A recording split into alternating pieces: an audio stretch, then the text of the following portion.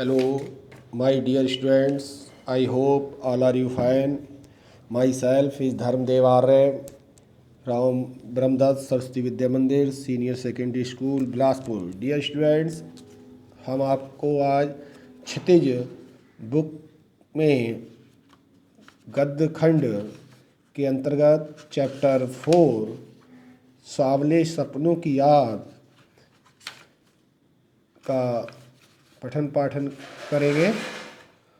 और इसमें जो कि सांवले सपनों की याद जाबिर हुसैन ने लिखा है, तो इससे पहले हम जाबिर हुसैन के जीवन परिचय पर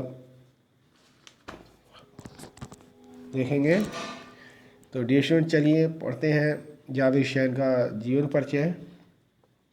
जाबिर हुसैन का जन्म सन 1945 में गांव नौनही, राजगीर, जिला नालंदा, बिहार में हुआ। अंग्रेजी भाषा एवं साहित्य के प्राध्यापक रहे। सक्रिय राजनीति में भाग लेते हुए 1977 में मुंगेर से बिहार विधानसभा के सदस्य निर्वाचित हुए और मंत्री बने। सन 1945 से बिहार विधान परिषद के सभापति हैं।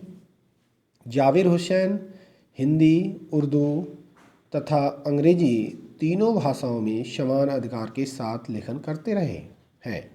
उनकी हिंदी रचनाओं में जो आगे है डोला बीवी, डोला बीवी का मजार, अतीत का चेहरा, लोंगा, एक नदी रेत भरी प्रमुख है। ये इन्होंने हिंदी रचनाएं की।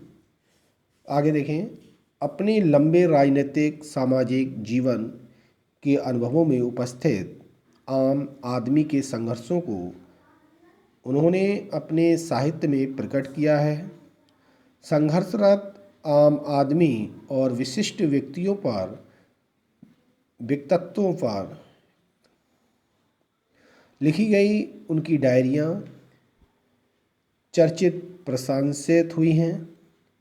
जाबिर हुसैन ने डायरी विधा में एक अभिनव प्रयोग किया है जो अपनी प्रस्तुति शैली में शिल्प में नवीन है। ये इनके विषय में इनका जो जीवन परिचय है वो आपने देखा, क्योंकि एक नंबर में विकल्प में कोई भी कुछ भी दे सकते हैं एग्जाम में।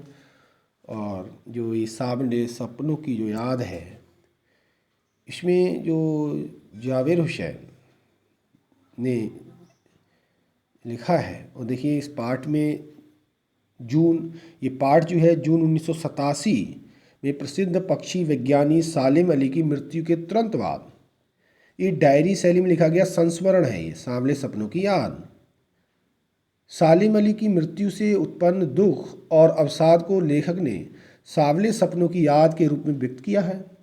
सालिम अली का जो संस्मरण है, सालिम अली का जो स्मरण करते हुए लेखक ने उनका व्यक्ति चित्र प्रस्तुत किया है। और यहाँ भाषा की रवानी और अभिव्यक्ति की शैली दिल को छूती है। तो इसमें जो है जो प्रसिद्ध पक्षी वैज्ञानिक सालिम अली की मृत्यु का जो तुरंत बाद उन्होंने डायरी शैली में संस्मरण लिखा है, उस संस्मरण को यहाँ पर जो है देखा गया है। तो चलिए डियर स्टूडेंट्स, नेक्स्ट पेज पे देखते हैं सांवले सपनों की याद। सांवले सपनों की याद देखिए, इसमें जो संस्मरण लिखा है डायरी शैली में प्रसिद्ध पक्षी वैज्ञानिक सालिम अली की मृत्यु के विषय में तो दिया है। सुनहरे परिंदों के खूबसूरत पंखों पर सवार सांवले सपनों का एक हुजूम मौत की खामोश वादी की तरफ अग्रसर है। कोई रोक टोक सके कहाँ संभव है, समझे, कह रहे कोई रोक टोक सके कहाँ संभव है, कुछ नहीं कहा जा सकता। तो देखिए, कोई रोक टोक सके तो कहाँ संभव है, मतलब इनका परिंदे का मतलब क्या है, सुनहरे परिंदे मतलब पक्षी, हुजूम से मतलब भीड़ से, सैलानी का मतलब क्या, एक यात्री होता है। और आगे देखें, इस हुजूम में आगे आगे चल रहे हैं सालिम अली। देखिए जब वो जा रहा है ना, तो उसमें बताया गया अंतिम यात्रा पर ले जाया गया, यानी उनके अनेक अधूरे सपनों के साथ बिना किसी रुकावट के अंतिम यात्रा पर ले जाया गया और इस हुजूम में आगे आगे चल रहे हैं।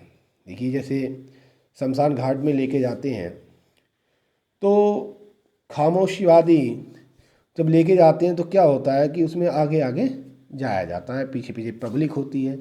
तो इस हुजूम के आगे आगे चल रहे हैं सालिम अली, अपने कंधों पर सैलानियों की तरह अपने अंतहीन सफ़र का बोझ उठाए।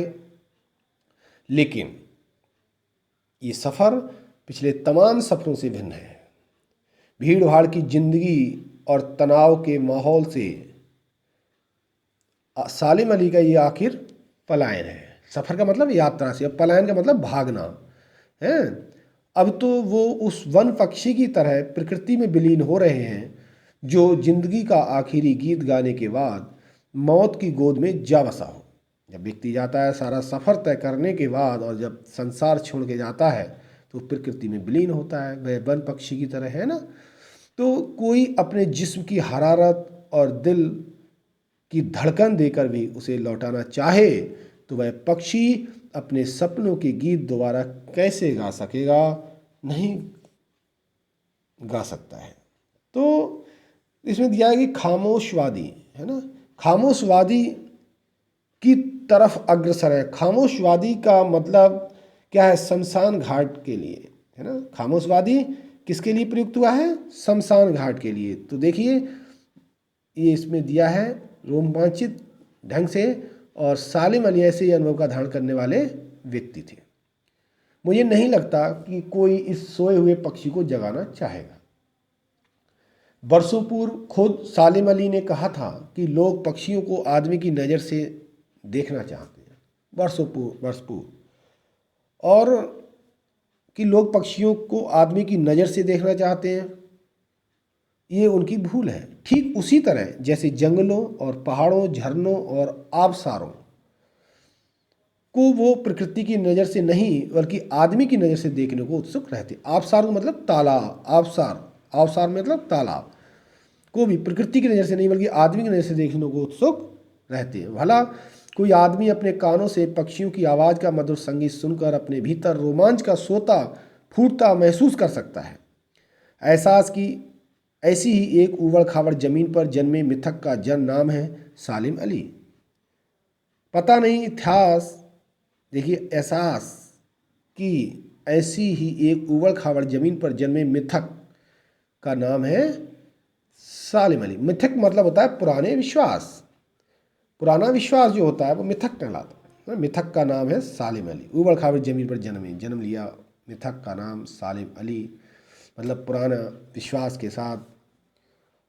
पता नहीं इतिहास में कब कृष्ण ने वृंदावन में रासलीला रची थी और शोक गोपियों को अपनी शरारतों का निशाना बनाया था, कब माखन भरे भांडे फोड़े थे। तो ये सब क्या, ये सब पुराना विश्वास के साथ इसमें दिखाया है। लेकिन बताना चाहता है कि आज कोई वृंदावन जाए तो यमुना नदी का जल उसे ये इतिहास की याद दिला देता है। जब कृष्ण ने वृंदावन में रासलीला की थी तो गोपियों से शरारत की थी, माखन की हांडियाँ फोड़ी थी, दूध दही खाया था, दिल की धड़कनों तेज करने वाली बांसुरी बजे। तो ये सब क्या, ये सब पुराना जो विश्वास है वो सब जाग उठता है, जैसे कि सालिम अली का।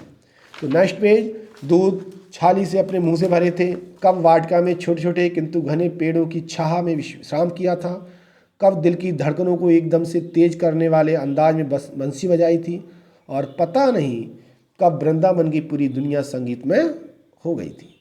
तो पता नहीं ये सब कब हुआ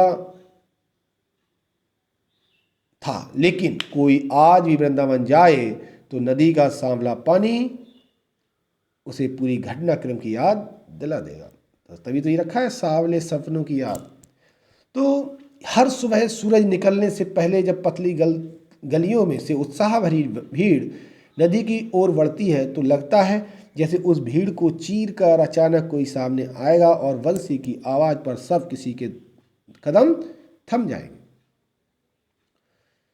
जाएंगे। हर शाम सूरज ढलने से पहले जब वाटिका का माली सैलानियों को हिदायत देगा तो लगता है जैसे बस कुछ ही क्षणों में वो कहीं से आ टपकेगा और संगीत का जादू वाटिका के भरे पूरे माहौल पर छा जाएगा।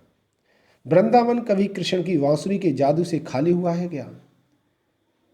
वाटिका मतलब होता है बगीचा, और हिदायत मतलब निर्देश देना, काया शरीर हिफाजत मतलब सुरक्षा करना। तो ये इसमें बताया है। सारा वृंदावन संगीत में हो गया था, है ना। भेज दिया, आखिर समय तक वे पक्षियों की तलाश को देखभाल में लगे रहे। मिथकों की दुनिया में इस सवाल का जवाब करें। मिथकों की दुनिया में, मिथक मतलब पुराने विश्वास की दुनिया में इस सवाल का जवाब तलाश करने से पहले एक नज़र कमज़ोर काया वाले उस व्यक्ति पर डाली जाए जिसे हम सालिम अली के नाम से जानते हैं। वाह, सालिम अली के नाम से जानते हैं, कह रहे पुराने विश्वास की दुनिया में, है ना, सालिम अली के नाम से जानते हैं। उम्र को सती तक पहुंचने में थोड़े ही दिन तो बचे रहे थे। संभव है कि लंबी यात्राओं की थकान ने उनके शरीर को कमज़ोर कर दिया हो और कैंसर जैसी जानलेवा बीमारी उनकी मौत का कारण बनी हो। मतलब उन्होंने जब वो संस्मरण लिखा डायरी के रूप में, तो उन्हें इस सांवले सपनों की याद में सालिम अली को भी उन्होंने याद किया और सालिम अली के नाम से जानते हैं। उम्र की सती तक पहुंचने में थोड़े ही दिन तो बचे हैं, जो संभव है कि लंबी यात्राओं की थकान ने उनके शरीर को कमज़ोर कर दिया हो और कैंसर जैसी जानलेवा बीमारी उनकी मौत का कारण बनी हो। लेकिन अंतिम समय तक मौत उनकी आँखों से वह रोशनी छीनने में सफल नहीं हुई जो पक्षियों की तलाश और उनकी हिफाजत के प्रति समर्पित थी। सालिम अली की आंखों पर चढ़ी दूरबीन उनकी मौत के बाद ही तो उतरी थी। उन जैसा वर्ड वाचर शायद ही कोई हुआ हो, है ना, वर्ड वाचर शायद ही कोई हुआ हो। लेकिन एकांत क्षणों में सालिम अली बिना दूरबीन भी देखे गए हैं। दूर क्षितिज तक फैली जमीन और झुके आसमान को छूने वाली उनकी नज़रों में कुछ वैसा ही जादू था जो प्रकृति को अपने घेरे में बांध लेता है। सालिम अली उन लोगों में थे जो प्रकृति के प्रभाव में आने की बजाय प्रकृति को अपने प्रभाव में लाने के कायल होते हैं। उनके लिए प्रकृति में हर तरफ एक हंसती खेलती रहस्य भरी दुनिया पसरी थी। ये दुनिया उन्होंने बड़ी मेहनत से अपने लिए गढ़ी थी। इसके गढ़ने में उनकी जीवन साथी तहमीना ने काफ़ी मदद पहुंचाई थी। तहमीना स्कूल के दिनों में उसकी सहपाठी रही थी। तो इसमें वर्ड वाचर तलाश इसमें सब दिखाया गया है। तो कहते हैं शायद तो उन जैसा कोई हुआ हो, कुछ नहीं कहा जा सकता।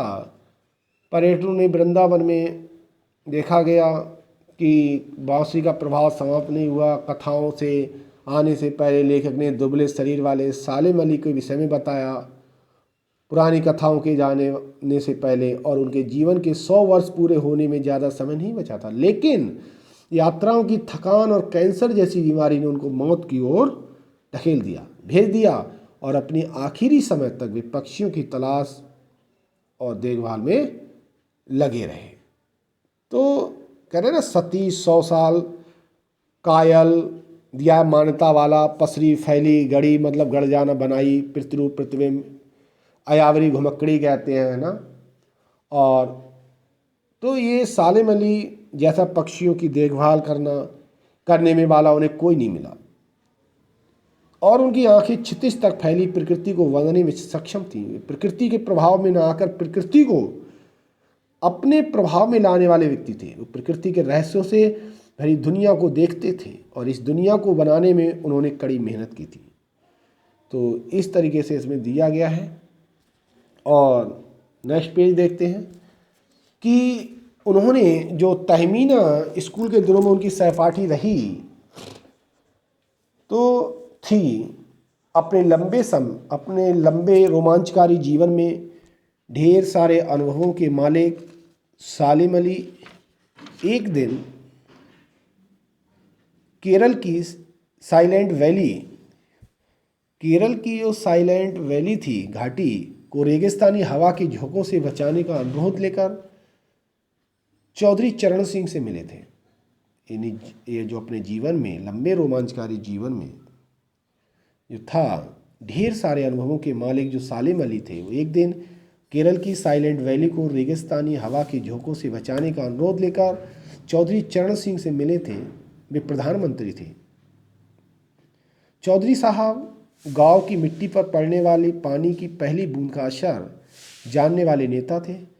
पर्यावरण के संभावित खतरों का जो चित्र सालिम अली ने उनके सामने रखा, उसने उनकी आंखें नम कर दी थी। आज सालिम अली नहीं है, चौधरी साहब भी नहीं है। कौन बचा है जो अब सौंधी माटी पर उगी फसलों के बीच एक नए भारत की नींव रखने का संकल्प लेगा? कौन बचा है जो अब हिमालय और लद्दाख की बर्फीली ज़मीनों पर जीने वाले पक्षियों की वकालत करेगा? देखिए, आप चित्र देख रहे हैं, सालिम अली जो आपके सामने हैं, दिखाया है इसमें, है ना, फॉल ऑफ ए स्प्रो अपनी आत्मकथा का नाम रखा था, जिन्होंने सालिम अली ने अपनी आत्मकथा का जो नाम रखा था fall of A sparrow. Fall of A sparrow रखा उन्होंने अपनी आत्मकथा का नाम। पूछ लेते हैं कि सालिम अली ने अपनी आत्मकथा का नाम क्या रखा था। तो एक नंबर में कोई भी क्वेश्चन पूछा जा सकता है किसी भी तरीके से, तो ध्यान रखेंगे कि सालिम अली ने अपनी आत्मकथा का नाम फॉल ऑफ ए स्पैरो रखा। जो मुझे याद आ गया कि D.H. लॉरेंस की मौत के बाद लोगों ने उनकी पत्नी फ्रीडा लॉरेंस से अनुरोध किया कि वह अपने पति के बारे में कुछ लिखे।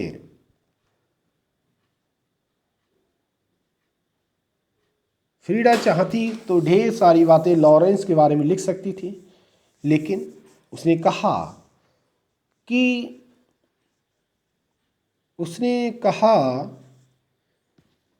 कि मेरे लिए लॉरेंस के बारे में कुछ लिखना असंभव सा है। मुझे महसूस होता है कि मेरी छत पर बैठने वाली गौरैया लॉरेंस के बारे में ढेर सारी बातें जानती है। तो इस विषय में उन्होंने लिखा, सुराग नैसर्गिक कहते हैं प्रकृति के लिए। तो लेखक ने यहाँ पर बताया कि सालिम अली ने फॉल ए स्पैरो नाम से अपनी आत्मकथा रची। लेखक को D.H. लॉरेंस की याद आती है और जिनके देहांत के बाद उनकी पत्नी फ्रीडा लॉरेंस से उनके बारे में कुछ लिखने को कहा गया। तो वे कहती हैं कि अपने पति के प्रेम और व्यवहार को शब्दों में बांधने में असमर्थ हैं। अपने पति के प्रेम और व्यवहार को शब्दों के बांधने में असमर्थ है और उनका जीवन खुली किताब जैसा उनकी छत पर बैठने वाली गौरैया भी उनसे कहीं अच्छी तरह जानती है। तो पक्षी भी उनके विषय में जानते थे, गौरैया भी उनसे कहीं अच्छी तरह जानती है। सालिम अली पक्षियों के माध्यम से खोज के नए नए तरीके अपनाते रहे। खोज के बारे में नए नए तरीके अपनाते थे वो, और एक विशेष स्थान पर प्राप्त करने के बाद भी उनका विश्वास एक पल के लिए नहीं डगमगाया था, बल्कि वे प्राकृतिक अनुभव अथाह सागर के समान था। उनको जानने वाले लोग यही सोच रहे थे कि सालिम अली अंतिम यात्रा पर न जाकर पक्षियों की खोज में जा रहे हैं और शीघ्र ही लौट आएंगे। सभी यही चाहते हैं कि सालिम अली वापस उन सब के पास आ जाए।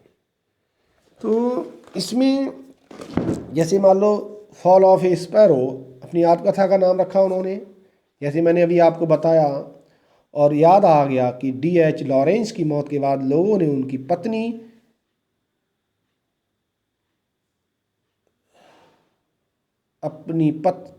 उन्होंने अनुरोध किया कि वह अपने पति के बारे में कुछ लिखें।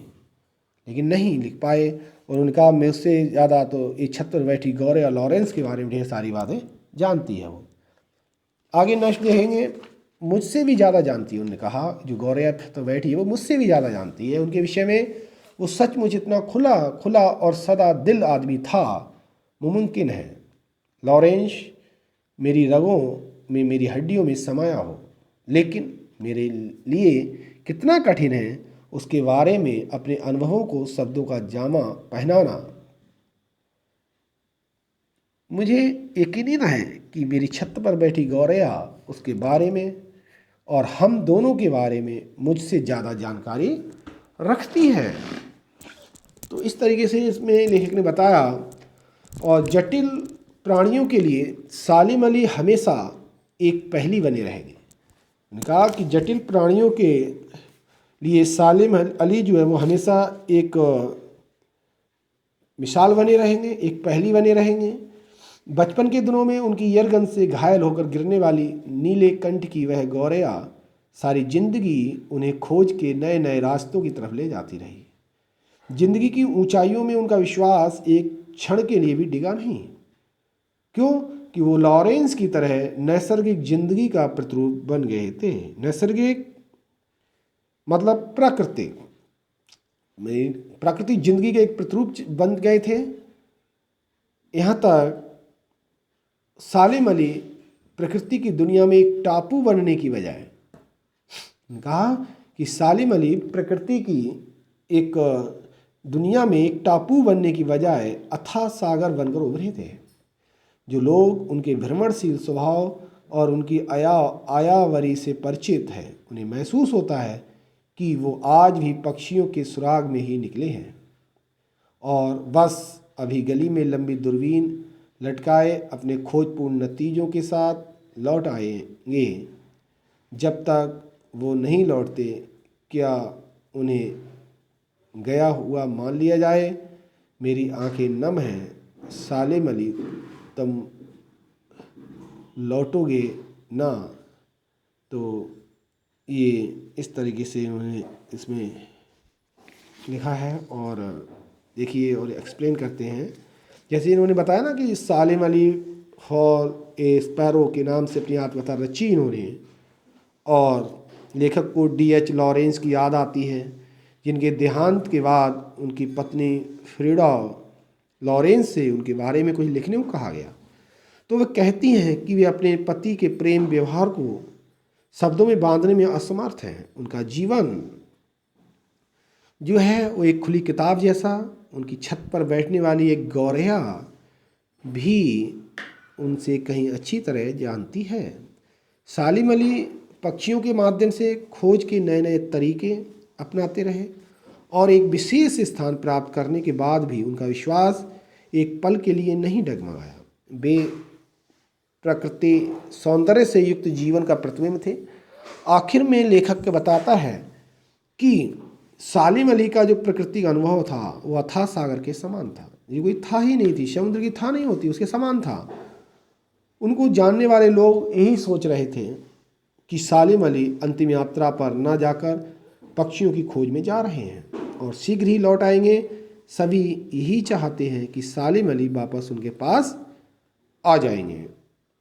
तो देखिए कहते हैं कि सालिम अली के जीवन की दिशा को बदल दिया किस घटना ने, और उन्हें पक्षी प्रेमी बना दिया। तो बचपन में सालिम अली की एक जो एयरगन से एक नीले कंठ की गौरया घायल होकर गिर पड़ी थी और इस घटना ने उनके जीवन की दिशा बदल दी और वह गौरया मानो उन्हें खोज के नए नए रास्तों की ओर ले जाती है। जीवन की दिशा को बदल दिया सालिम अली की। तो व्यक्ति कहीं ना कहीं कुछ ना कुछ कहीं से कुछ ना कुछ सीखता है। तो लॉरेंस की जो पत्नी थी फ्रीडा ने ऐसा क्यों कहा होगा कि मेरी छत पर बैठने वाली गौरया लॉरेंस के बारे में ढेर सारी बातें जानती होगी। तो निकट जानते थे। D.H. लॉरेंस प्रकृति प्रेमी कवि थे और वो गौरया भी उनसे भी एक थी। पीड़ा को लगा कि गौरया लॉरेंस और उनके बारे में बहुत अधिक जानती है। लॉरेंस खुले दिल और सादगी पसंद आदमी थे, उसमें कुछ छिपा नहीं था, इसलिए भी गौरया जैसी पक्षी भी उनके बारे में सब कुछ जानते थे। ये क्रीड़ा का आशय था। तो डियर स्टूडेंट्स, इस चैप्टर की आप रीडिंग करेंगे और समझेंगे, इस वीडियो को लाइक करेंगे।